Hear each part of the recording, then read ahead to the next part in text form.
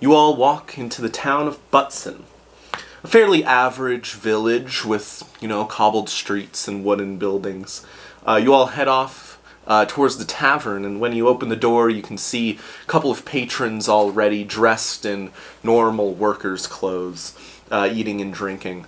The bartender looks up at you and goes, "Hey, what can I get you?" Sure, could you get us all a round of ale? Of course, that'll be right up. Bartender grabs a glass and begins pouring the ale while talking about how his day went by smoothly and how the weather's been pretty nice these past couple of days. So what do? I'm up. Oh, I'm sorry, what did you say? Oh, you sons of bitches. Has this ever happened to you?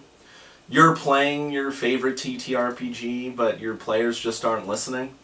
Well, I hate to break it to you, bud, but their boredom just might be on you. You see, when people want to play a fantastical, fictitious game, they're looking for some crazy and interesting shit. So if you bring them to the exact same average town with the exact same average tavern and the exact same average plot hook, people are going to get real bored real quick. Take this deck of cards, for example. This is the only thing that you're bringing to game night. People are going to get bored playing Old Maid every Friday. However, if you still want to play with a regular old deck of cards, why don't you bring Jack Daniels themed cards?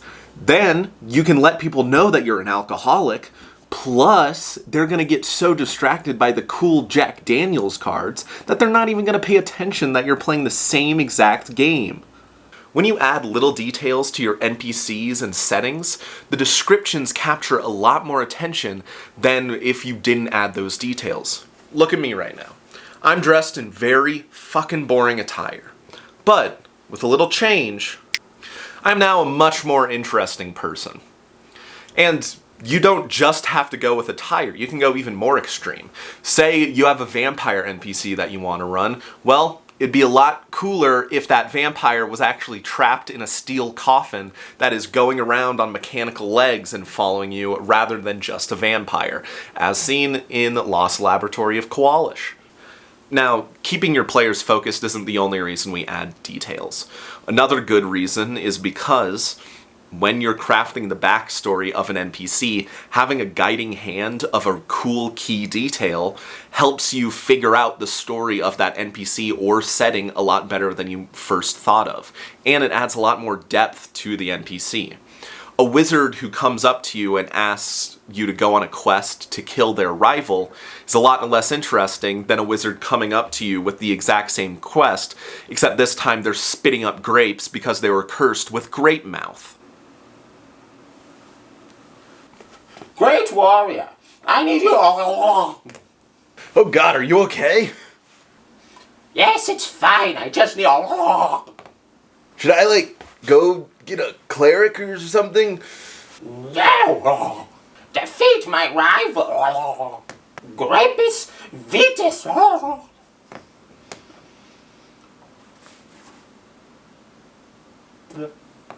So with all of today's teachings at work, let's see what that beginning description should have looked like. You all walk into the town of Butson, fairly small village, but with lively people, built on the cliffs of a peninsula, looking out over the deep blue Gristine Sea. You see, right outside of the city, there's a big hill that goes real far up. One interesting part of this hill is the rock, the big boulder, sitting on top that looks just one strong breeze away from rolling down the hill and crushing the village. You all walk through the town looking up and being surprised, but eventually make it to the tavern where you see people celebrating. The bartender, a young halfling man with 2 scars above his eyes, wearing a gold suit jacket, looks over at you and says, "Aye, well, it's the end of the harvest, so it's time for the god rock to fall down, roll down, and flatten the village." I'm sorry? You must kill my rival!